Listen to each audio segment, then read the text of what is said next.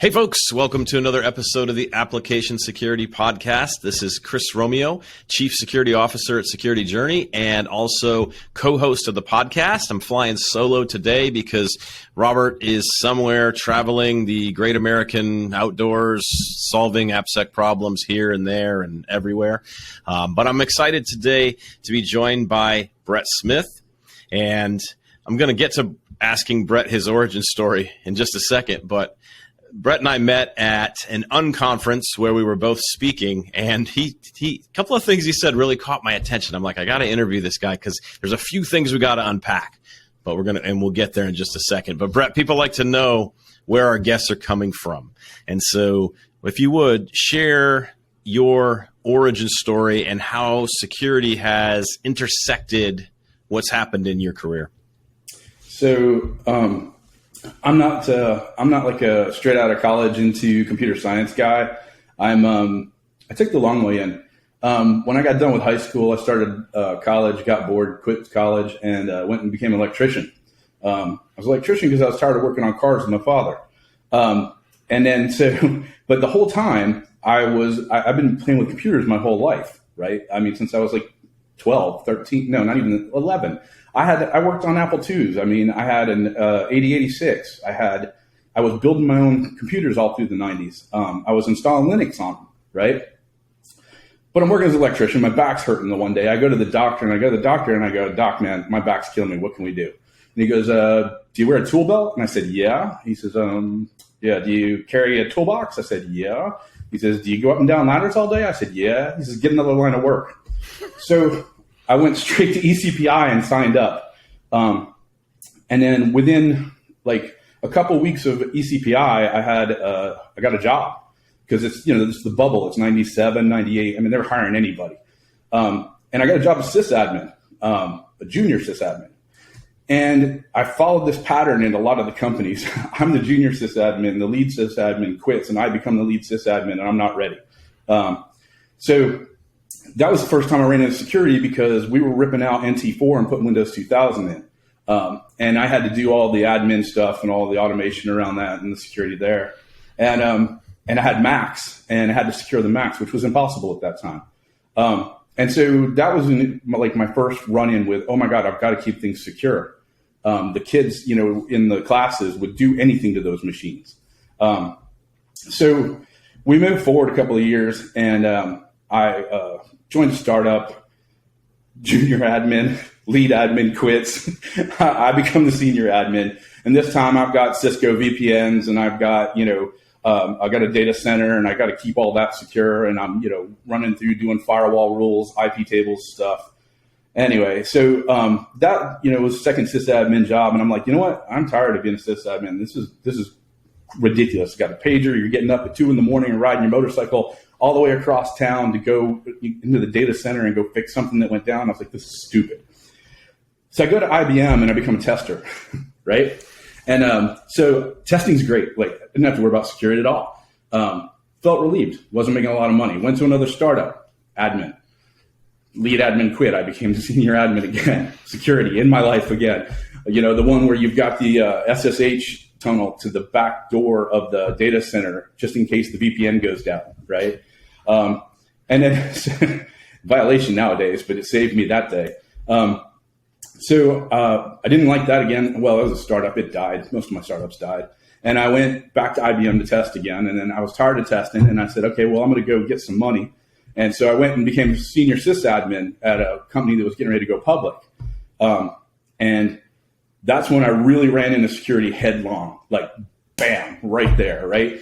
And we didn't have a lot of money, and we had to build out point-to-point connections with our customers. So we built out IP tables, 2 IP tables servers on pizza boxes, right? And we wrote a bunch of Python to keep them in sync, right? If one died, they'd flip over. And then they had a bunch of, we had monitors back into the apps so that we could tell how to load balance it, right? So we basically wrote our own F5.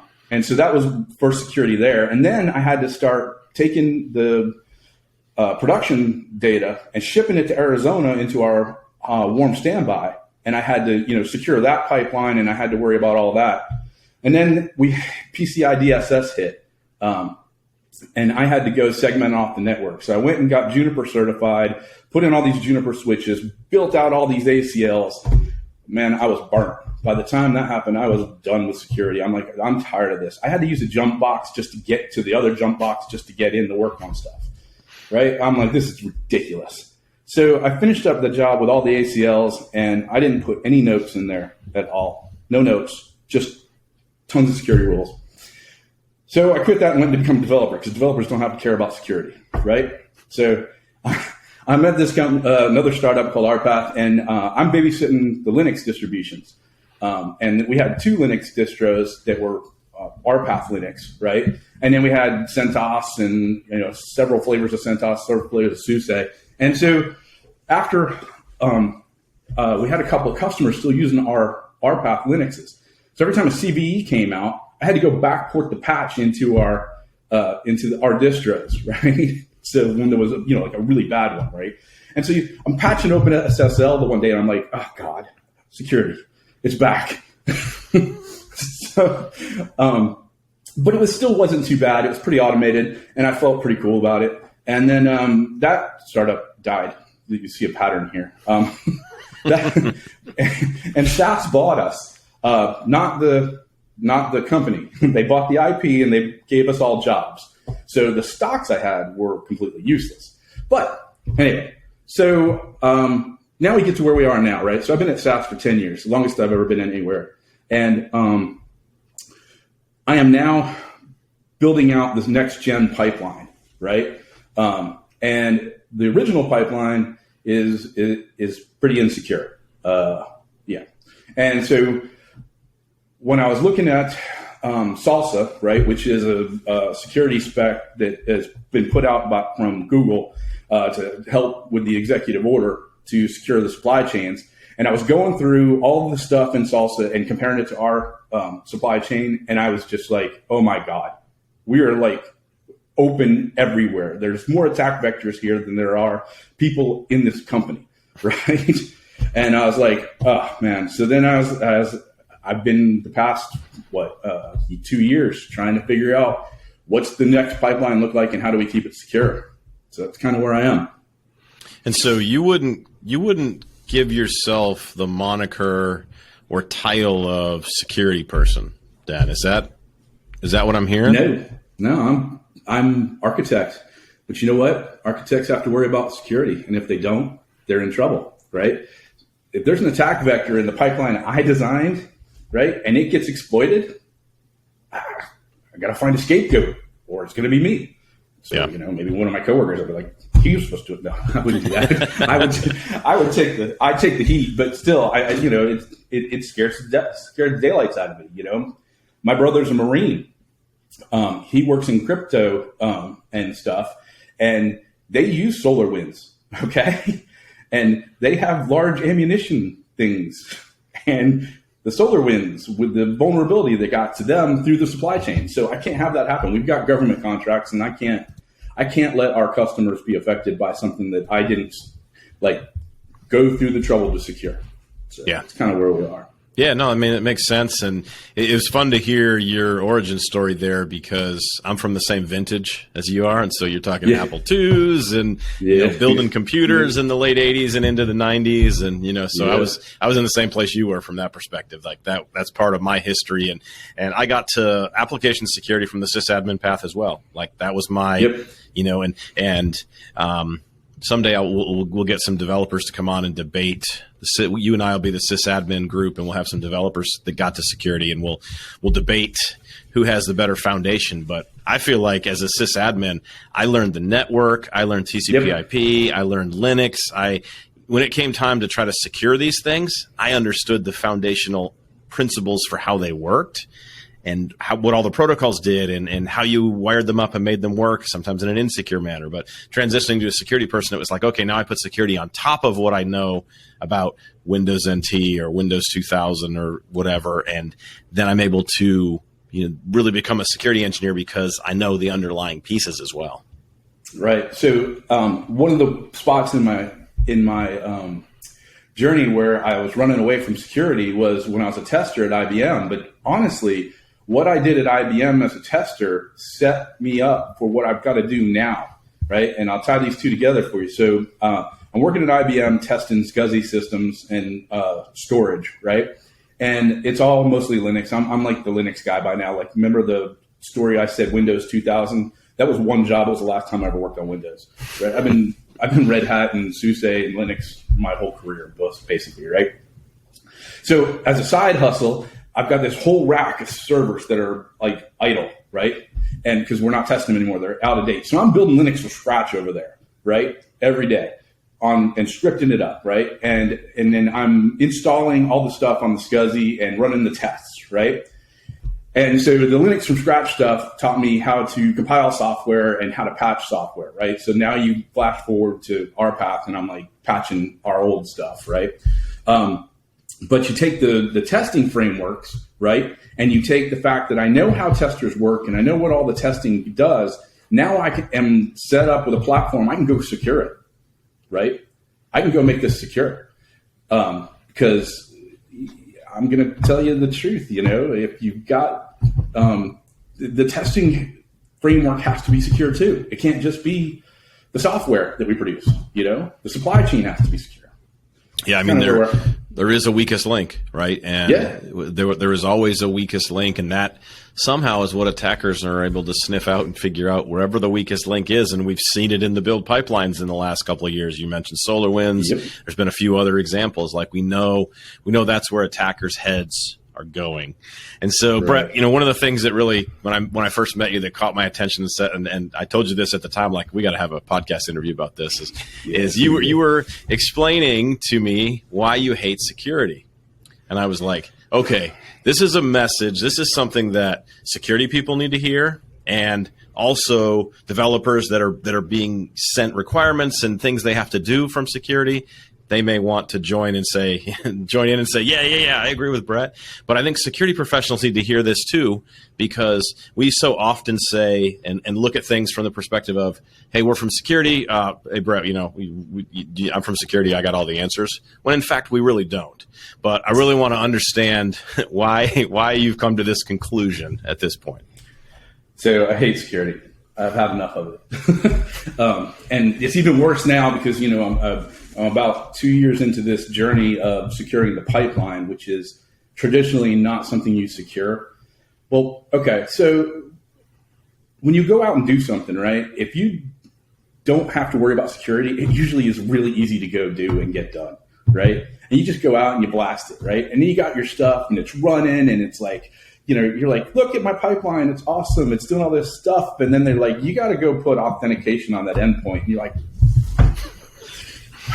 how am I going to get the authentication? How am I going to get the password to the robot so the robot can log in, right? And then you're like, okay, well, I'll give him a key, right? Well, if you give a developer a personal access token, the first thing he's going to do is check it into a Git repo, right? And then you're like, now this token has to be flipped over, changed, and you know I got to erase this out of the Git history. Why'd you do that, right? So now you're in pain, right? And you got to get, and then basically what it boils down to is key management's hard, right? I mean, we talked about that, and key management is such a pain.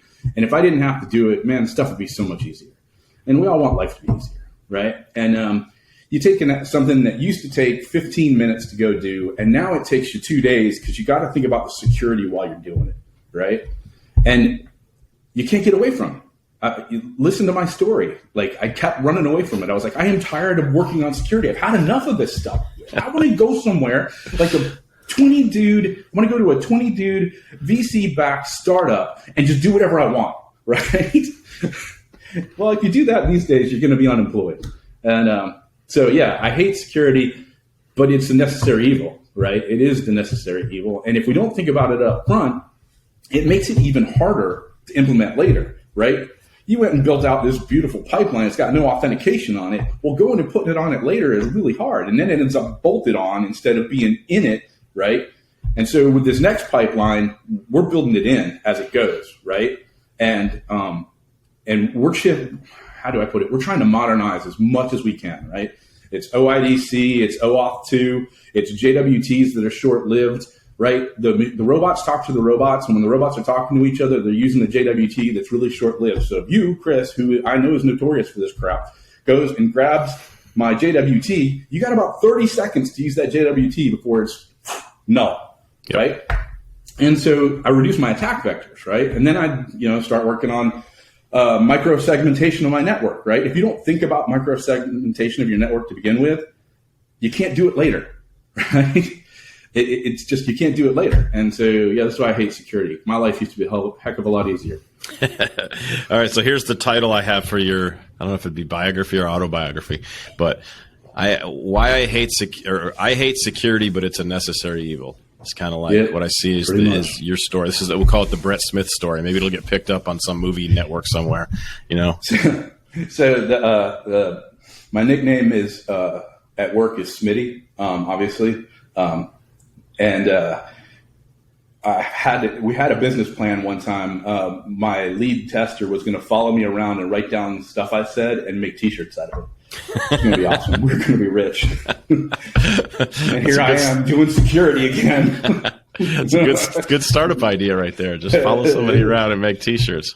We need an app that just listens all the time to it. So, all right. Well, I know you're a big focus of what you've been thinking about and really working on in this new pipeline has been the software supply chain and all of the number of issues that come along with that.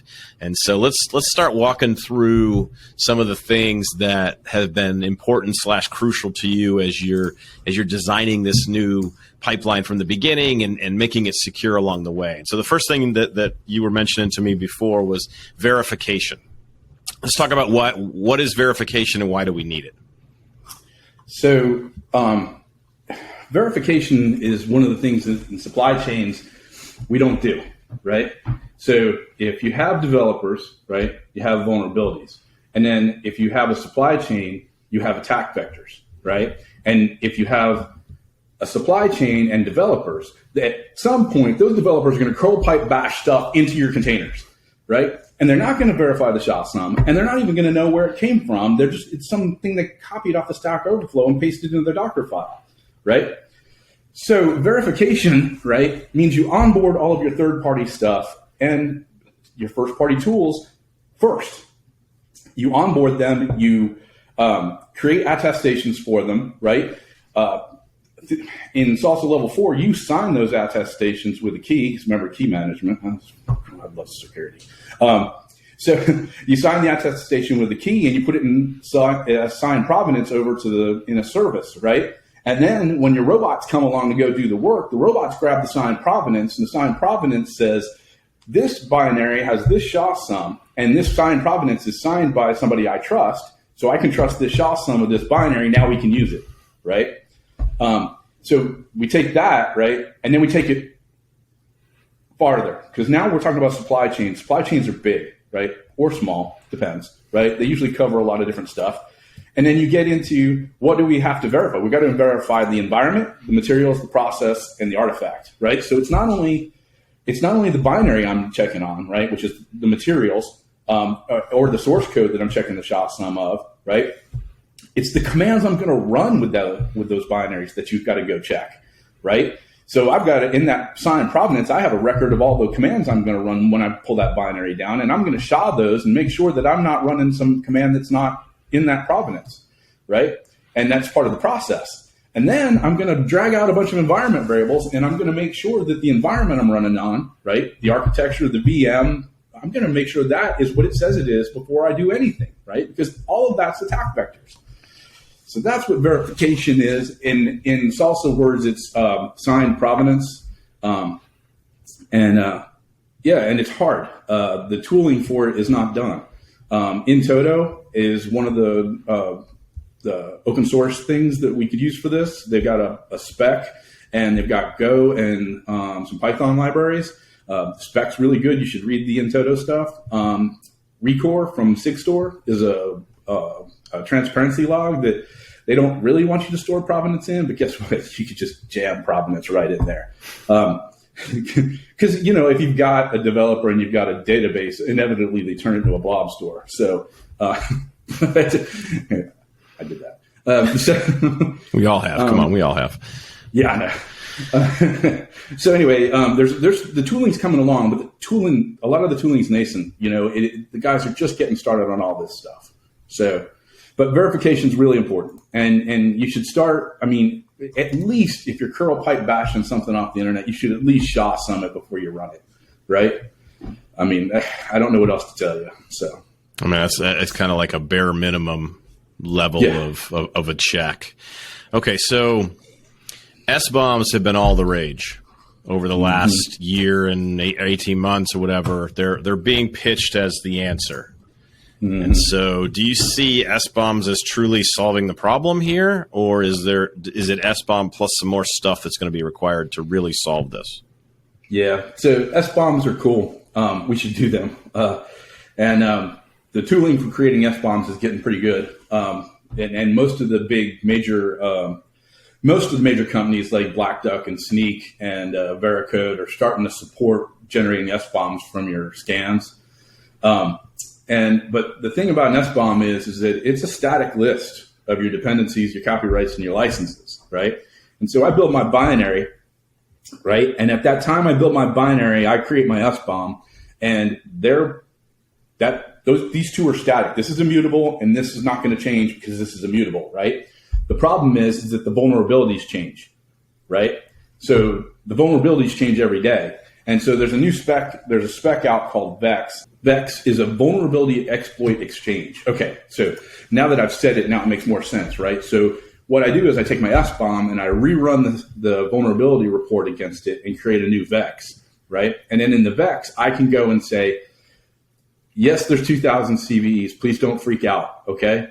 Because your customer's going to freak. If you give the customer an S-bomb and they run the vulnerability report against it, they get 2,000 CVEs. They're going to freak out, dude. They're going to call your IT desk and they're going to be like, what is this? What did you sell me? Okay. Yep. And then what I got to do is I got to go through the VEX and I got to mark things that are not exploitable through my code path, right? And then I take the VEX and the S-bomb and I smash them together and I get a vulnerability report for the customer that doesn't scare them scare the life out of them. Right. Yeah, how do you get to that exploitability and being able to measure that? Because I see that as one of the big things that we need to do as an industry. Because we continue to go down this road of saying, oh, there's 2,000 CVEs in this and everybody's freaking out and nobody knows what to fix and there's no prioritization there. How would you recommend being able to gauge exploitability in a code base? So, there's a couple of things you can do. And you could pay a nice scanning company like Sysdig, and they've got a it used to be Twistlock, I guess it's Prisma Cloud now. They've got runtime analyzers, right? So you take your Kubernetes cluster and you throw these runtime analyzers on the nodes, right? And then you fire up all your code, right? And then they know what's loaded into memory and what CVEs go with what's loaded into memory, right? Then you come around with Threat Dragon or some threat modeler, right? You know about this stuff because you were just doing this the other weekend. And you throw the threat model at it, and then you do some pen testing, and then you gather the report out from underneath, and these two pieces of software will tell you whether you were executable or not, right? And then you can build a vulnerability report from that's considerably smaller, right? Mm-hmm.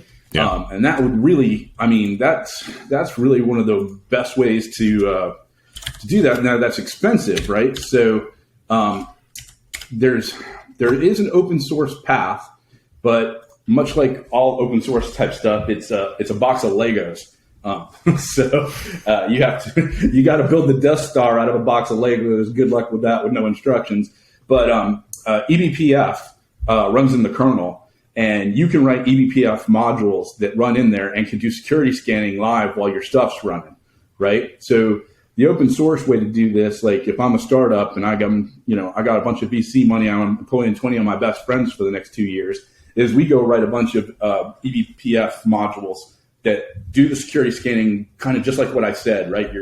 Every time there's an exec call from one of the processes, the eBPF catches it and you can log it and figure out, or it can do something, with it. And then that's how you do it. It's a mixture of runtime and your penetration and your threat modeling is the way I think we could do this. And and we're going to do this against the supply chain, not just the software, right? Because the supply chain's got more holes in it. So that's kind of what I'm thinking, and that's kind of where I'm moving towards. And with eBPF, this is going to be more from like Linux-based applications that are running on top of an operating system and not web, or is there a web component to what eBPF could do for us? eBPF's kernel level, right? So anything that sits on top of it, on top of the Linux kernel, has to make calls through the Linux kernel, and that's where you catch those. No, it's probably not going to catch like the WASM stuff that's running in your browser, right? So like from an AppSec type thing where you've got this, you download all this WASM to the guy's local browser, that's probably not going to help as much there. Yeah. But I don't care about the developer or the guy with the web browser. I care about my supply chain, Chris. Come on now. Yeah. No, yeah, I get what you're saying. You're focused on the supply chain side and the build infrastructure and those things. And I just took a right turn towards running web applications. I took a right turn towards what's coming out of the pipeline.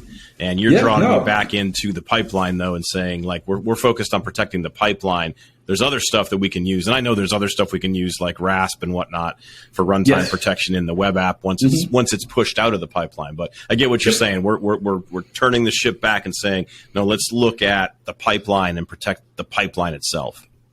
Right. And then so like the developers, so if you're in a small shop and you're doing real DevOps, the developers need to hear what I'm talking about, right? Because they need to secure, they're the ones that they're building their pipeline themselves, right? Yep. And they're their own ops people. And then they're the ones that are very vulnerable to this, right? Because they're the ones that, remember when I told you I hate security? I was one of those guys. Like, I don't feel like secure on this. What's the password on the Jenkins server? Password. Yeah. Awesome. Did you send that in clear text? Yes. It's on a sticky note under my monitor. So, those are the guys that need to hear these messages too, because, it's not just big companies, right? It's the small companies need to secure their pipelines too. And again, I'm not an app developer, Chris. I develop robots that build stuff. Automated robots that are building stuff. So you mentioned provenance a little bit when we were talking about verification and then a little bit of attestation. Let's talk just talk for another minute or so about provenance so that we get kind of a working definition and understand how that fits into the bigger picture. Right. So imagine you're going to make chili, right? And you've got a recipe, right? And it's your grandmother's recipe, right? How do you prove it's your grandmother's recipe? Well, your grandmother wrote it by hand on an index card, and you can tell it's her handwriting, and you know it's her, right? Okay. Flash forward into the future. You pick up your phone. You've got your grandmother's recipe, but it's typed up in somebody's web browser. There's no signature. There's no pattern to the handwriting to it, right? How do you tell that it's that? Well, that recipe, we take it and we create a piece of provenance for it, right? Provenance gives us the URL where it is, right? It gives us maybe a SHA of all the text in the recipe, right? And then it gives us, the color of the background, some more information, right? And then we take that and then we sign it with a cryptographically sign it, and we put it somewhere safe, right? And then so flash forward to I'm building a binary, right? I got foo, right? Foo's got a source in Git, right? So I record the hash of the source in Git, right? And maybe I check it out and I SHA-SUM the whole folder, right? Or the tarball of the source, right? You SHA-SUM the tarball of the source, and then I know I'm going to run make install, right? And then so I put those two things into the provenance, right? The make and make install. These are the only two commands I can run, all right? And then I SHA-SUM them and I put the SHA in there, right? And then the binary that comes out of there is foo, and foo's got a SHA-SUM, right? And then I put that foo binary name in there and I put the SHA-SUM next to it. I take that whole thing and I sign it cryptographically and I stuff it into my store, right? And then hopefully it's secure, and it doesn't have a password, right? And so that is signed provenance, right? Now I've created the provenance, right? I'm going to build foo again, right? So I go and grab the provenance, pull it out. I go and get the source. I check to make sure the source tarball has the same SHA sum as the one the signed provenance. Well, first I check to see if the signed provenance is signed and I trust it, right? And once I've done that, then I can start using the information in it. And I check all the SHAs of everything, the commands, and I check all that before I do anything. Then I run. And so that's what signed provenance is. And then, I made it sound like we could just do it, but it's not that easy. Key management's hard, and the tools are pretty new. So, but that's the basic gist of it. But at the end of the day, you have a repeatable, you can repeat a build process for a given commit in Git, for example, and you can check and verify that nothing has been modified through that time. And it's all cryptographically sealed and signed all the way from top to bottom. Right. And then we get into hermetic builds at that point, right? So now I've got, I know all of the materials that are going into this build. I know all the sources that are going into this build. I know all the commands I'm going to run, right? It's all detailed out to me. And then I'm going to gather all that stuff up, shut the network off, and run my build, right? And that is a hermetic build. And then I'm guarantee, that's supposed to guarantee that the binary that comes out of there is the same binary that I built the first time I built it, right? Mm-hmm. They should match up.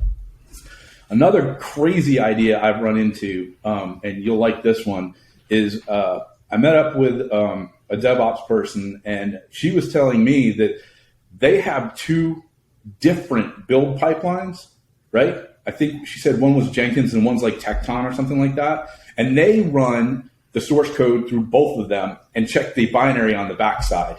And if the two binaries don't match, that is out the door, right? So that was pretty interesting. Yeah, that's it's a relatively simple security control to see if anything's been modified in there. It's not super high tech or high end, but it does get you a very quick answer. If they don't match, something is broken somewhere, and you got to hit the brakes and stop for a minute and figure it out.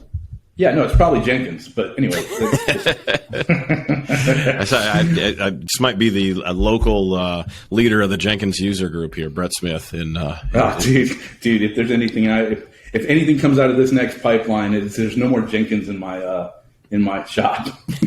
I've heard other people with that same idea. Yeah. So, back on the security side, though, I know shift left. I think you might have an opinion on shift left and what the challenges are that come from that. So from an architect's perspective, what do you think of shift left? So from an architect perspective, I want to shift left as far as I can, but there's a problem. Developers are lazy. And developers can't do all the stuff you need them to do, right? So at some point, you start to shift everything left, right? And all of a sudden, it becomes the developer's burden to go scan his code base, right, in Black Duck. Well, inevitably, he's going to name his project foobar, right? And his product is cuz, right? And you're like, wait, that doesn't line up. How do I don't understand, right? And he's making his scans, and he's running his reports, and then they just sit there on the server, and they're like, well, now what do I do with them, right? And so you swing around, right? And now, take my instance. I got roughly 2,000 developers working at any given time, right? I've got hundreds of containers, in excess of probably 200 containers that I deliver to customers. I have hundreds of RPMs and Debian packages I deliver to customers, right? And I got to go find all the scans for them, right? Now, how do I find the scans for them if the developers who, we shifted so far left, the developers have to go, run their own scans, and they didn't name them correctly, right? So this is where the robots come in, right? And then what you want to do is that we want to come in with the robots, and we want to automate the scanning process for the developers, right? And in this way, they don't have to remember to go scan. And this time, we get to scan every time they push to the repo, right? So we tie this stuff. Let's take GitHub for example, right? Pull request runs. We get an event. The event triggers the scans, right? The scans go, and if you've got newer scanner engines, they can talk back to the pull request, and they update the pull request with the results. The developer never has to leave GitHub to go see what he's got to fix, right? Now we've shifted left, and the developers like, hey, this isn't that hard. I think I can do this, right? So the next thing you do is you got this thing, GitHub's got Dependably, but we were doing a sneak POC the other day, and they've got this great thing that ties back into GitHub, and it creates pull requests for you that update your libraries, right? So now the developer doesn't have to do anything but go look at the pull request and take his update, right? So now we're shifting left, and it's a healthy shift left, right? Because now the developer's not having to go out and find what the new latest library is, right? And the developer's not having to go to a different service to go look and see what his vulnerabilities are. And then you and I both know that service is going to have 2,000, vulnerabilities about it, and he's not going to know where to check it, right? So that's where something like a runtime analysis comes in that can go in and, the robot can go remediate the scan for the developer because the runtime information you got from the testing you were doing, right? So this is all starts to spin around like this, right?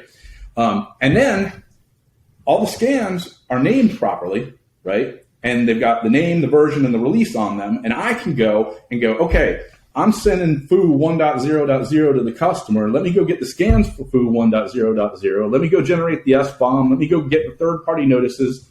And then let me get the scans and the vulnerability report, the VEX, and then I've got it all tied together. And now if I've got 150 binaries going out, right, I can go get the 150 SBOMs, put them all together into a giant SBOM and give this to the customer if I feel like that's what I want to do, right? It's an automated organization thing where I automatically organize stuff. And then the developers don't feel burdened because they have to go manually run these scans and then go manually remediate them. And you give them an IDE plugin that ties into your scanning software, and it starts warning them before they even get to push the code that, hey, you got a vulnerability here. And so, that's how I feel about shift left is that, well, shift left's great, but too many people, they try and burden the developers with it, and it doesn't work in a big company, right? It just doesn't work. And it's not fair. And if I was a developer, I'd be like, I don't want to do that because I don't like security. As we've established throughout this conversation that Brett doesn't like security, but yeah, I mean, I think you've given us some different concepts and ideas to really ponder, and taking security, and it's almost security as a service as much as you possibly can get. But at the end of the day, you're making developers' lives easier, and developers they're gonna appreciate that. They're gonna appreciate not having to do busy work that could be automated by some type of a robot to get the results for them and put it, like you said, tag everything back in their PR so that they can just live in the pull request, make the changes they need to do. Everything runs again. They get they go green from a security perspective. Boom, the PR is ready to be merged. And so I love that idea that you're leading with here about let's just keep it simple for the developers. Why make security hard for them? Right. If you make it hard for them, they won't do it. So, I want my developers working on my electric sheet, okay? I don't want my developers worried about scanning the electric sheet, okay? I can automate scanning the electric sheet, and I can automate almost all of it. Now, they may have to go and help me with a remediation here or there, right? But I can automate the rest of it, right? And I put the sheep on the conveyor belt, and the sheep goes through the scanner, and then the sheep, stuff happens. Little robots run around and do stuff. And so then the developer gets to do what he likes to do. Git pull, hack, git push, get his review, and that's his day, In the end, he gets to do what he wants to do, and I get to watch robots run around. Which can be fun to watch robots go do their work and make everything come together. Yeah. Automation is the key in this. Yeah, and that is sage advice for people that are not truly embracing full on the value of the automation. Just and what I'm taking away from you is just adding my SaaS tool to my build pipeline is not automation. It's a piece of automation, and you could say it's 10% of the problem, but there's a lot more that goes into making it successful than just adding a tool and saying, okay, now it's running in our pipeline. Yeah, it's not enough. You got to add all the tools. And then the challenge is, how do I not make the experience horrible, right, for the developer? Because adding all the tools in, usually every time you add a tool, you make it worse on the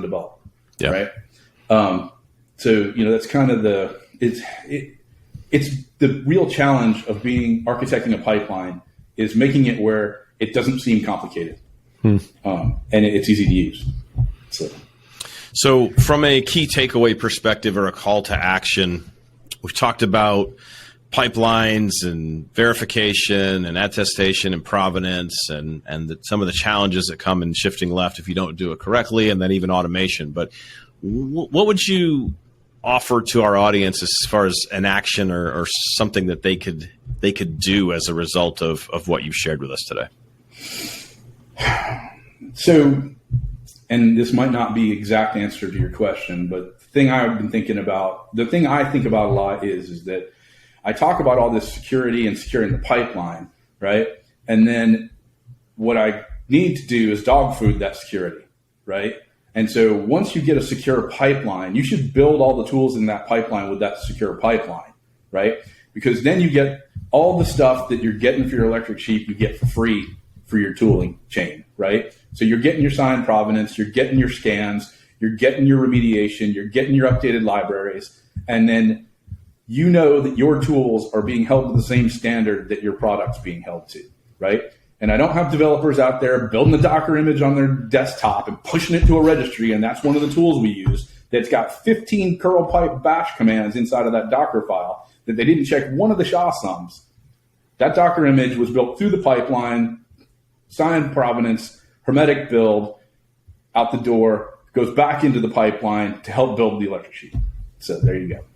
Yeah, that's what I would say to take away. Dog food. Yeah, and I guess I'll offer a call to action based on what I've heard in this conversation, and that is get a handle on your pipelines, get an understanding for how you can secure these things, how you can make the developers' lives easier, because at the end of the day, that makes a more secure product application. Whatever's coming out the end of this thing is better if the pipeline is secure and set up to make developers successful. So, Brett, thanks for sharing your expertise with us about all of these things. And, someday I hope to reach the point where you're like, you know what? I've changed my mind. I don't hate security. I love security. It's the best thing. Not going to happen. I'll hold out hope.